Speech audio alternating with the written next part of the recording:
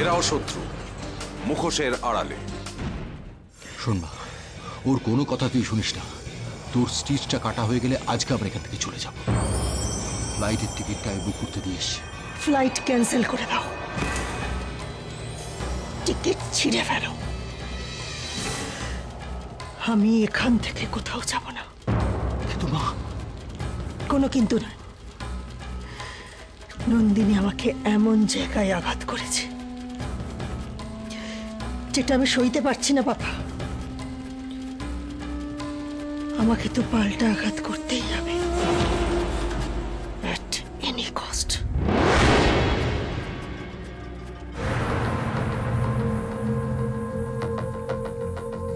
এই তো আমি তোমার সামনে দাঁড়িয়ে আছি, জল জ্যান্ত। আমার কিছু বলার নেই। পুলিশের গায়ে হাত তুলে তুমি নিজেই নিজের মৃত্যু পরোয়ানায় সই করেছো। এবার পুলিশ তোমাকে দেখলে অ্যারেস্ট করবে। কয়েকদিন পর হয়তো শুট অ্যাট সাইট অর্ডার হবে তোমার উপর। তোমার পা ধরার থেকে নিজের বুকে বুলেট খাওয়া অনেক বেশি ভালো। তবে তোমাকে একটা কথা বলে রাখি বৌদি, তোমার পা আমি ধরবো তোমার পা। আর যেদিনকে তোমার পা ধরবো না, পাটা উপড়ে ফেলে দেবো।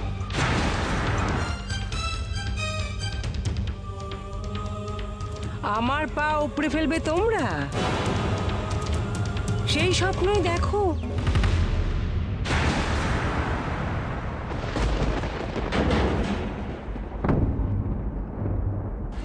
অরিজিৎ, তুমি প্লিজ বাড়ি যাও, বাড়ি যাও। তুমিও চলো, চলো। বলো, এতদিন বাদে যখন এসেছো নিশ্চয়ই কোনো দরকার আছে, তাই না? হ্যাঁ স্যার, আসলে আপনার কাছে আবার স্বার্থপরের মতন একটা জিনিস চাইতে এসেছি। দেখো, তুমি কিছু চাইতে এসেছো এটা ঠিকই, কিন্তু স্বার্থপরের মতো যে আসনি আমি এটা শিওর। তুমি যে কাজের জন্য এসেছো তোমার জন্য নয়, নিশ্চয়ই অন্য কারোর জন্য। বলো, কি বলবে বলো, আমি কিভাবে তোমাকে হেল্প করতে পারি? স্যার, নদা মানে অমিত মুখার্জির সাসপেনশনটা তুলে দিন, ও নাহলে কোনো কাজ করতে পারবে না স্যার। ঠিক আছে নন্দিনী, তুমি যখন বলছো আমি নিশ্চয়ই চেষ্টা করবো, তবে কত তাড়াতাড়ি পারবো আমি ঠিক বলতে পারছি না এখন। স্যার, আপনি চেষ্টা করুন না, 1 সপ্তাহের মধ্যে যেন এটা হয়ে যায়।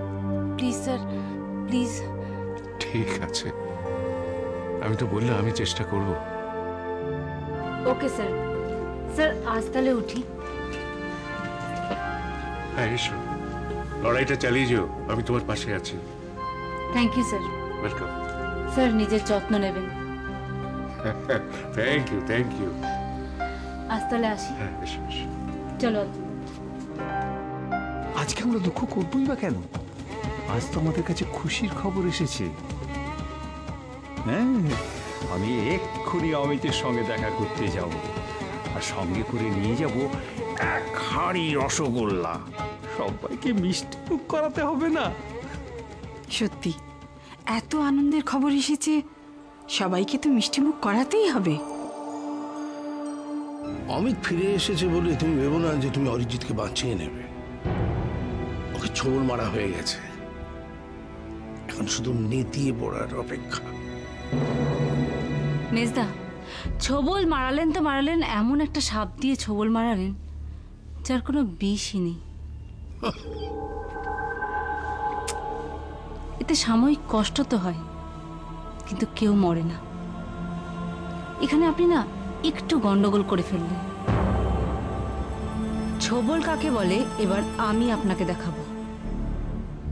আপনার মতো জল ঢোরা নয়, একেবারে কাল কেউটের ছোবল। এই ছোবলই শেষ।